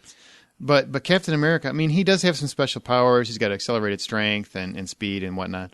But he can die at any minute. He has no invulnerability. He doesn't have Iron Man where he has got the protection. All he has is a shield to keep him safe. And he constantly jumps into the heart of danger because that's what he thinks needs to be done. He feels this way when he's a skinny meek kid before anything has changed, and he feels this way after that. He doesn't have to have all these special powers to make him heroic. And to me personally, that makes him far more heroic than a Superman or an Iron Man or a Hulk or any of those guys because, they have an invulnerability that Captain America doesn't have, and he still jumps into the heart of it. He'd jump into the same mix that Superman would jump into without blinking an eye. And he would die, but that's okay. Yeah, heroic doesn't mean that you can live forever. He would be a smudge on the bottom of Doomsday's foot, a red, white, and blue smudge. And we asked our listeners what they thought was the best comic book film superhero. Ashley Stewart said, "I want to say Magneto." For obvious reasons, I'm guessing because of Michael Fassbender and shame, but she's got a sick fascination with that man. A little bit, but I'm going to say the Wolverine or Iron Man strictly because of the actors' portrayals. I know Hugh and Robert's portrayals were magnificent because Wolverine and Iron Man are nowhere near my favorite comic book heroes, but I found myself applauding their performances. I actually think that's a good point. A lot of people loved the actors' performances more than they loved the comic book heroes. Like Iron Man was a secondary character in the. Oh yeah, he's always been B level until now. So good choices. David McGrath, so tempted to say the Phantom. Really, you need to let that go, man. Seriously, just you need to let that go. Yeah, I've actually got that rented on iTunes. I just need to watch it. Oh God, I'm sorry. Seriously though, Chris Reeve as Superman is still the benchmark for me with regards to superheroes on film. He was Superman. I agree with you. In terms of Superman, I think he is Superman still. But it could be nostalgia. You never know. He was a good Superman. He definitely showed a lot of, the noble aspects of Superman in his performance. He does that pose better than anybody. I just want to say. Much like Hugh Jackman as Wolverine, he made the role his own. The events in his own life only added to his heroic image. That's a good point. As good a job as Henry Cavill did, when I hear Superman, Chris Reeves standing against the Metropolis skyline is the picture that instantly pops to mind. Dun, dun, dun, dun, dun. Dun, dun, dun. Greg Swiger, Dr. Manhattan, duh. I'm with you, man. I'm with you. Sean McGuire, Iron Man, hands down, followed by Batman, the Nolan version. Both captured the true spirit of the comic, and the actors were great picks to be the superhero. Iron Man relaunched an industry of superhero movies, and for that, it's number one in my book. Genius, billionaire, playboy, philanthropist. Cool. Dan Miranda, Ryan Reynolds as Green Lantern, of course. Or not. He's kidding. He's kidding. Snipes as Blade. It's probably my personal favorite, but Jackman and Downey Jr. are damn good, too. Yeah, Blade. Man, Oh, shit. How did I forget Blade? well, he's not going to trump the Hulk or, No, but he's pretty badass. He is pretty badass, but only if you're a vampire. If you're like a big mothership from another planet, I don't think he's going to put much of a hurt on it. Shit. Now let's go to HerO Corner with Brian. And guys, if you want to send in who your favorite superheroes are, send it in. Feedback at thehollywoodoutsiders.com. Tell us why. Brian. Somebody mention the Crow, please. The Crow? Yes. As the best? Not as the best, but I think he's one of those characters that I think gets forgotten about. And then when we talk about comic book movies, He would fall under your honorable mentions that we mentioned earlier that we not supposed to mention. Yeah. Oh, did I just do that? Yeah, you sure did. You sure did. If only he could dodge a bullet. Now, let's go to HerO Corner with... Whoa, bro. Too soon? Too soon? with Brian. Brian, what do you got on your mind, man? All right. Well, The Walking Dead has garnered a lot of discussion amongst us hoes a couple of years ago when showrunner Frank Darabont left the show or was pushed out, whatever the case is. Now that we've had two or three seasons without him, do you think the show is better, worse, or just kind of staying the course so far? Ooh. Well, it's kind of hard to say because I don't know how good these seasons would have been had he been at the helm. I do think that first season is still my favorite. So I maybe I would say that it would have been better had he stayed on, but those are so hard to answer. But definitely that first season was just outstanding.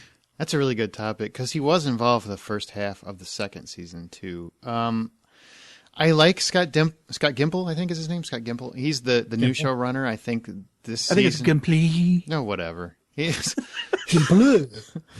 Gimple. His take on the show has, I think, gotten more emotional with the characters. We've gone a few darker places, especially as of late. It's gone, which I know not everybody's caught up on that. The one thing I will say, Brian, and that's a good topic, actually, a good conversation. Darabont stuck. Don't act so surprised, Your Highness. Darabont stuck to the rules. My God, Brian, that's a good question. Hey, I'm shocked. How did you do that? How did you pull it? Did you ask your wife for this? Did she bring this up? I'm going to tell her thank you.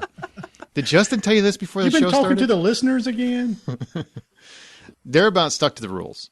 That first season, or the first season and a half, or whatever, where he was behind it, whatever the rules were, the zombie rules, he stuck to. It seems to me like they have gotten further and further away from the rule structure, where the sight, sound, smell, that sort of thing are what attracts zombies, and it's easy to fool them if you know the rules.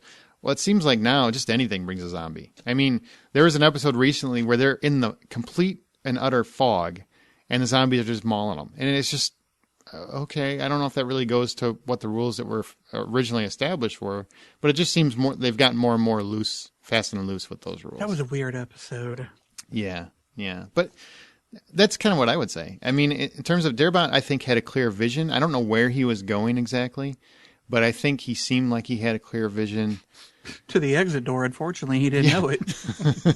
I think he asked for a little bit too much money, and that caused some problems. But, that they did. The budget actually has gone down. Unlike most shows that gain popularity, it goes up. Their budget's actually gone down since the first season. I could believe that. I think probably the makeup effects were the most expensive part, maybe. And, you do something often enough, you learn to do it faster and cheaper. What about you, Brian? You brought it up. So what do you think? Yeah, Scott Gimple actually wrote this at the time of this recording, the most recent episode, The Grove, which has garnered some discussion amongst people who have seen the show. Which we won't spoil. Right.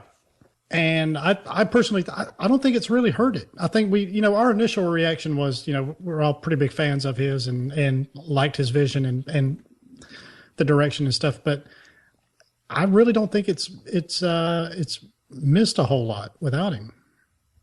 I mean, again, we don't know what direction he necessarily had planned, what changes he would have not, what he would have made, I guess. But I'll tell you, especially in light of this, I would say half season, even though it is different, it's taken me a little time to get used to some of these episodes that is more centric on just one or two characters, well, two or three characters, where you don't, we've gone 3 episodes without seeing Rick, which for some people is a good thing. Yay! But it is odd. Yeah. But it is odd. So, I mean, it is a different, it is I'm sure probably a different vibe than what Darabont would have done, but I think for me personally, it's working. The one thing I'll add to that is I think the most compelling characters on the show are still from that first season. So I would agree with that. With the exception of maybe Maggie, everybody that's really compelling, Carol, even Rick, Daryl, starting maybe to be Carl, Glenn, those guys are all from the first season. Tyrese, I don't think really worked. Governor kind of went over the top. It just seems to me like those first season characters, when Darabont was in charge, they seem to have more depth. I'll agree, but the recent episode they did that focused purely on Daryl and Beth. What is her name? Beth. It's probably, I think it's one of the best episodes they've ever done. And I love that intense focus on just those two people, especially Beth, who really never gets any sort of character development or screen time. And suddenly you kind of learn who this chick is. And she's actually pretty cool. And I like this episode. I was really thrilled that they did that. And I'm glad, that character is getting more screen time, and her and Daryl's stories are developing together. I thought it was really one of the best episodes in maybe a couple of seasons. But me. I think Daryl and Beth are both Darabont creations too. I think he left in the middle. I thought Beth came in the 2. second season. Yeah, but he was still there in the second season. Oh, that's true. Yeah. That's true. Yeah. So you just proved my point. I want to thank you for that. I'm glad to do it. Trust me. I'm sure you are. Thank you for being a part of the most fun I've had on Twitter in God knows how long. Oh, with you, me, and one of our listeners, D.A. Cheney. Yeah.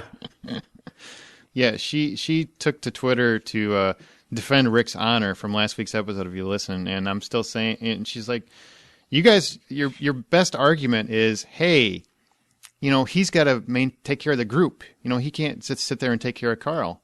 And I firmly agree. That's why he's a bad dad. Yeah, because he's putting everybody else before his own kid. That's a bad dad where I come from. Yeah, but his kid sucks. Hey, as a parent, most of our kids suck. You know what I'm saying? So there's not much you can do about that. At some point in their life, you're going to think, my kid sucks. But you know what? Over time, they're going to come to prove you wrong if you stick in there and you love them like you're supposed to. And then be like, you know what? Did not come from my loins. And if you stick in there, unlike Rick, eventually you're going to think your kid is awesome. Unfortunately, he doesn't take care of his kid. That's why everybody still hates Carl. When are your kids going to get awesome? They're already awesome, you son of a bitch. Both of them are awesome. Awesome. All right, and with that, we got to wrap up the show. But Brian has to leave right now, actually. So, Brian, thanks for coming, buddy. Hey, enjoyed it. Enjoy it. We will see you guys later. All right. Bye, Brian. Bye, Justin. Love you. Love you, bitches. All right. Take care, guys. Peace. Now let's finish up the show with emails. And also Facebook. If you like us on Facebook.com/The Hollywood Outsider, we'll mention you on next week's show. John Fuller, I want to thank you for liking us. Let's go to email. Justin, you got the first one. All right. Well, our first one up is from Peter, Germany. He says, "Hey, hoes. I've been listening since last summer after hearing Justin pimp the show out on the Dead Robots Society, and your podcast is now one of my absolute favorites. It's a must listen to as soon as each new episode is live. Just recently, I've been going through the backlog of your old episodes, which has coincided with the breakup of a relationship, and listening to you guys talk film and TV and abuse each other each week has helped me get through this difficult time in my life. So thank you and keep up the good work. Smiley face, Peter Germany. And Peter, I'm really glad you enjoyed this, and I'm glad that you came over from the other podcast, and hopefully you'll continue to enjoy it. And I'm sorry to hear about your loss of the relationship.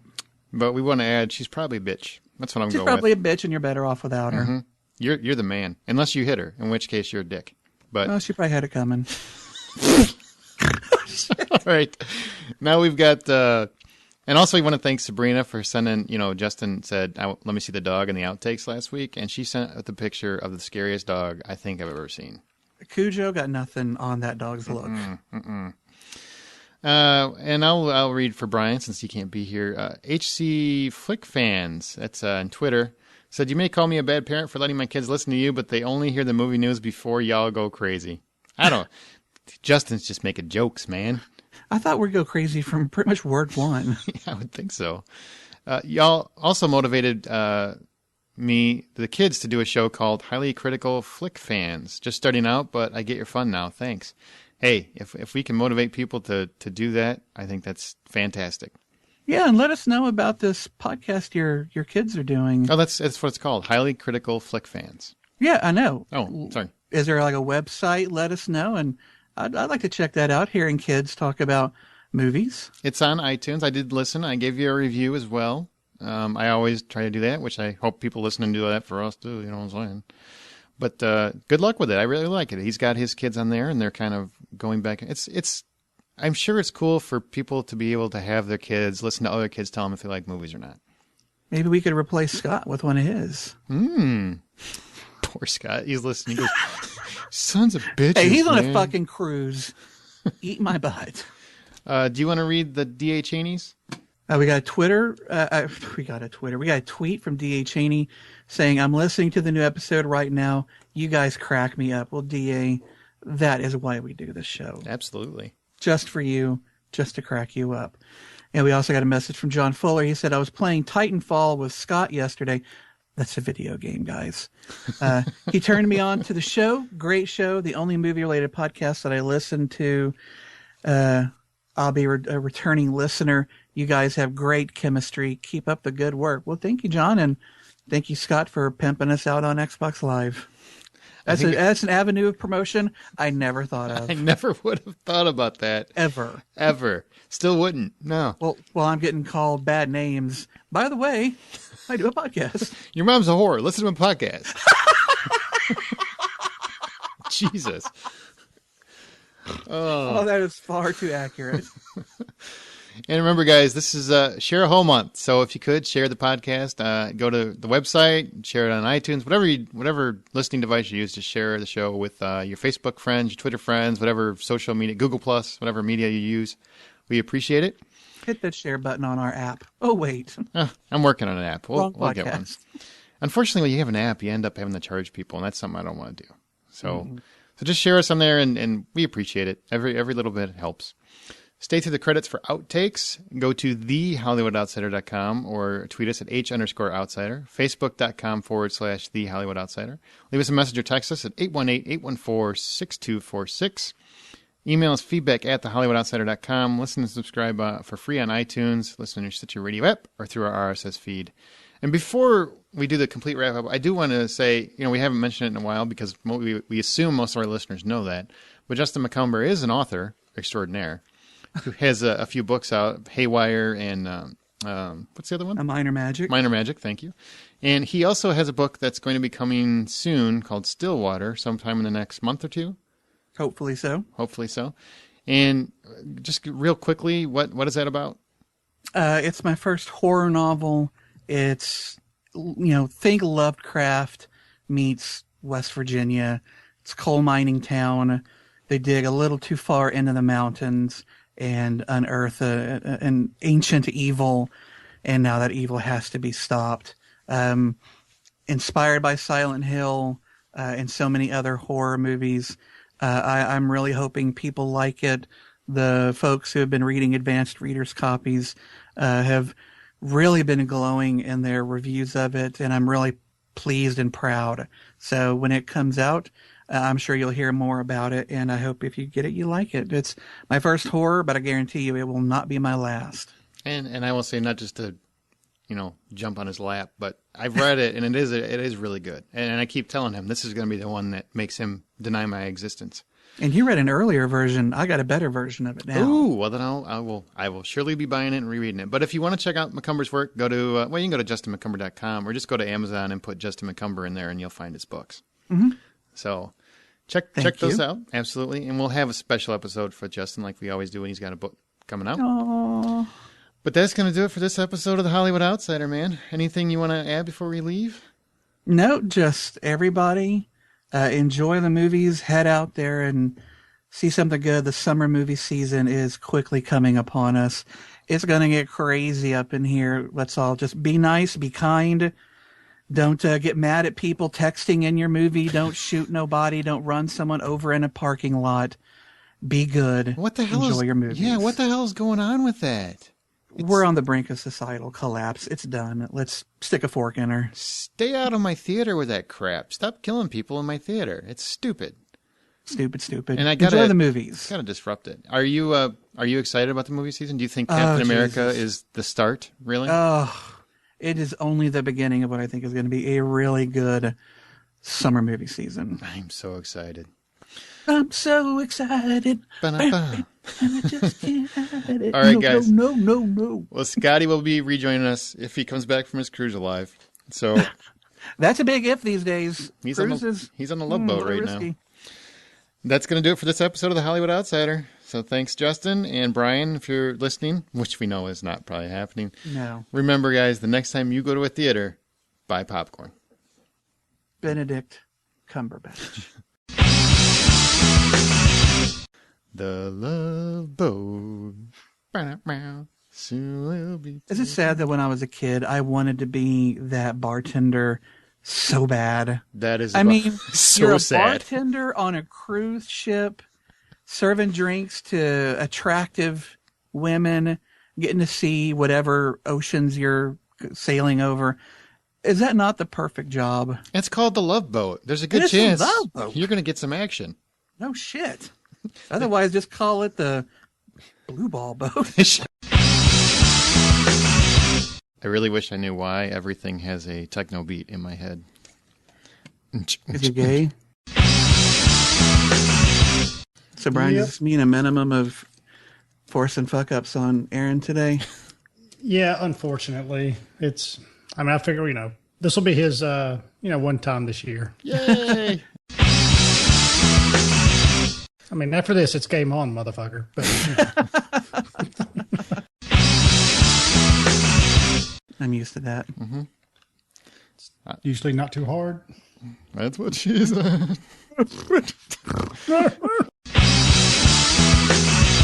Did anybody accidentally pull up the Sylvester Stallone movie?